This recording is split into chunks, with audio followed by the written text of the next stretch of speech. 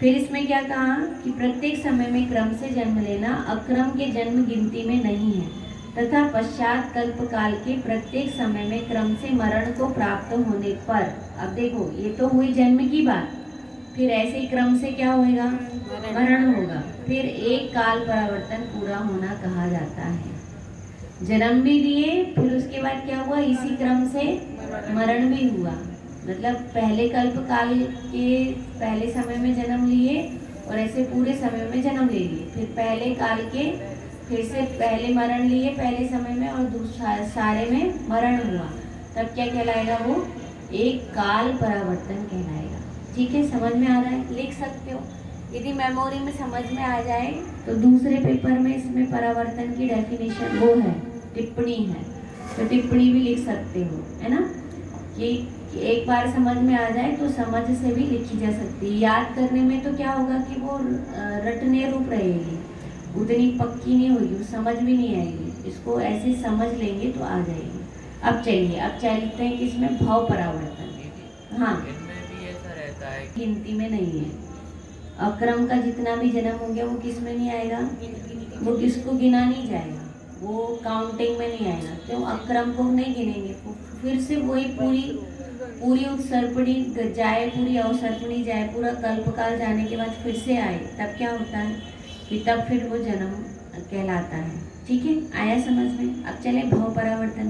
देखिए भाव परावर्तन में क्या कहा, आयु कर्म के उदय अनुसार, किसके अनुसार, आयु कर्म के उदय अनुसार भाव की प्राप्ति होती है। मनुष्य, त्रियंच, देव और नारकीय 4 भाव हैं। मनुष्य भाव और त्रियंच भाव की जगन्य आयु, अंतर्मुख और उत्कृष्ट आयु 3 पल्ले हैं। देवों की जगन्य आयु 10,000 वर्ष और उत्कृष्ट 31 सागर है। नारकियों की जगन्य आयु 10,000 वर्ष और उत्कृष्ट आयु 33 सागर है। प्रत्येक भाव की जगन आयु तथा एक एक समय जोड़कर उत्कृष्ट आयु के भाव क्रम से प्राप्त होने पर भाव परावर्तन का पूरा होना माना गया है। अब क्या कहा, देखिए थोड़ा सा बोर्ड में देखिए, कौन सा परावर्तन है, देखिए भाव पर आयु, नर आयु की जघन्य आयु, जघन्य आयु है ना, जगन आयु है 10,000 वर्ष। कितनी है, 10,000 वर्ष। ठीक है, तो किसी जीव ने क्या किया, 10,000 के एक समय में जन्म लिया, 10,000 एक समय में। अब क्या होगा कि 10,000 एक समय में जन्म लिया और इसकी उत्कृष्ट आयु कितनी है, है किन्ने एक समय में जन्म लिया, 10,000 एक समय में जन्म लिया, फिर 10,000 दो समय, 10,000 3 समय, 10,000 4 समय, ऐसा करते करते कहाँ तक पहुँच गए, 33 सागर तक पहुँच गए। कहाँ तक पहुँचे, 33 सागर तक। आया समझ में, है ना। तो ये भाव, इसको क्या कहा, भाव परावर्तन। आयु की अपेक्षा बात चल रही है यहाँ पर, किसकी अपेक्षा बात चल रही, आयु से। तो यहाँ पर जो जन्म धारण हुआ वो किससे जन्म धारण हुआ, आयु से जन्म धारण हुआ। तो जगन आयु कितनी है, 10,000 वर्ष है। तो 10,000 वर्ष में जन्म लिया और 10,000 वर्ष एक समय, कितनी आयु, समय में जन्म लेने की बात नहीं है, कितनी आयु चाहिए उसमें, 10,000 एक समय की आयु। जैसे होता है ना कि कोई 60 वर्ष की आयु में जन्म, कोई 60 वर्ष एक दिन जिया, कोई 60 वर्ष 2 दिन जिया, कोई 60 वर्ष 3 दिन जिया, है ना।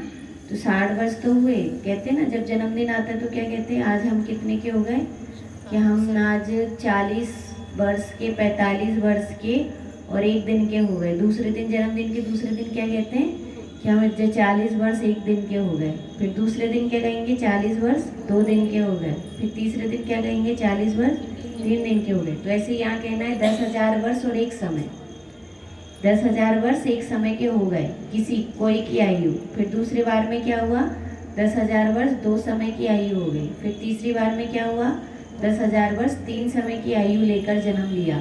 तो ये आयु है, कितनी आयु, आयु। अब ये आयु कहाँ तक पहुँच जाए, 33 सागर तक पहुँच जाए।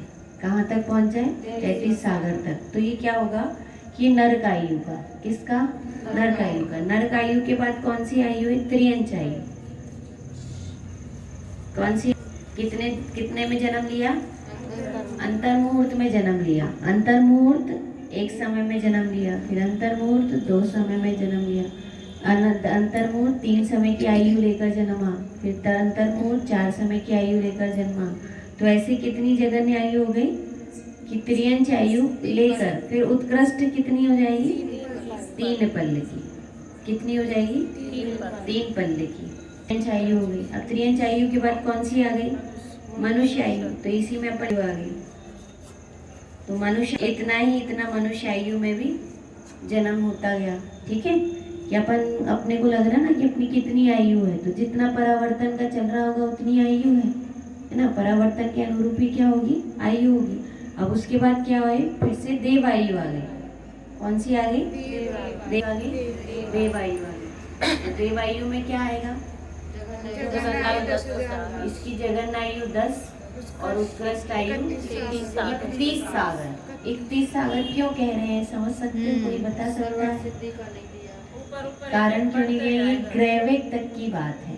किसकी बात है? ग्रैविक तक की। क्यों? क्योंकि सम्यक दृष्टि जीव ही ग्रैविक के ऊपर जाते हैं। सम्यक दृष्टि जीव ग्रैविक के ऊपर जाते हैं। तो 31 सागर से ऊपर की आयु किसकी नहीं हो सकती? मिथ्या दृष्टि की नहीं हो सकती। और पंच परावर्तन किसके होते हैं? अनादि मिथ्या दृष्टियों के होते हैं। अनादि मिथ्या दृष्टियों के क्या होते हैं? पंच परावर्तन होते हैं। और जिनने एक बार सम्यक दर्शन प्राप्त कर लिया उसके क्या होगा? उसके पंच परावर्तन नहीं होते हैं। वो चक्र से क्या हो गया? बाहर आ गया। तो इसलिए यहाँ पर भी कहना है कि 10,000 एक समय की आयु वाला, फिर 33 सागर, फिर अंतर मुहूर्त से लेकर एक समय से लेकर 3 पल्ले तक की आयु, फिर 3 पल्ले से फिर अंतर मुहूर्त एक समय से लेकर फिर 3 पल्ले की आयु, फिर 10,000 से लेकर 31 सागर तक की आयु। इतनी आयु पूरी करते करते जन्म धारण करे। इतनी आयु लेकर जन्म ले और इतनी आयु लेकर मरण हो। ठीक है, इतनी आयु लेकर जन्म मरण हो तब तो क्या होता है? एक भाव परावर्तन होता है। क्या होता है? एक भाव परावर्तन होता है। बात समझ में आ गई? भाव परावर्तन। अब चलते हैं पर भाव परावर्तन। कौन सा परावर्तन हो रहे हैं? अच्छा, आपका ये कहना है कि उत्सर्पणी अवसर्पणी नरक आयु मतलब नरक गति में नहीं। तो ये कहाँ है? ये तो भरत क्षेत्र की बात है। कहाँ की बात है? ये भरत क्षेत्र की बात है कि भरत क्षेत्र और ऐरावत क्षेत्र जो है ना, वहाँ पर काल चक्र होता है, वहाँ पर काल परिवर्तन होता है। काल परिवर्तन और कहीं नहीं होता। न नरक गति में काल है, नरक गति में काल की कोई जरूरत ही नहीं है। वहाँ सुकमा काल हो या सुकमा दुखमा काल हो तो वहाँ नहीं होता। पर इतना जरूर होता है कि यहाँ चौथे काल में तीर्थंकर का जन्म होता है तो नरकों में भी क्या होती है? पल भर को शाता का अनुभव होता है ना। तो पल भर का शाता का अनुभव होता है। लेकिन वहाँ क्या नहीं होता कि वहाँ काल चक्र नहीं। वहाँ तो क्या विदेह क्षेत्र में नहीं है। विदेह क्षेत्र की और जो हरिहरण्यवत जो क्षेत्र है वहाँ पर भी नहीं है कहाँ पर ये काल चक्र? भरत और ऐरावत क्षेत्र में। तो काल परावर्तन तो कहाँ हो रहा है? यही हो रहा है।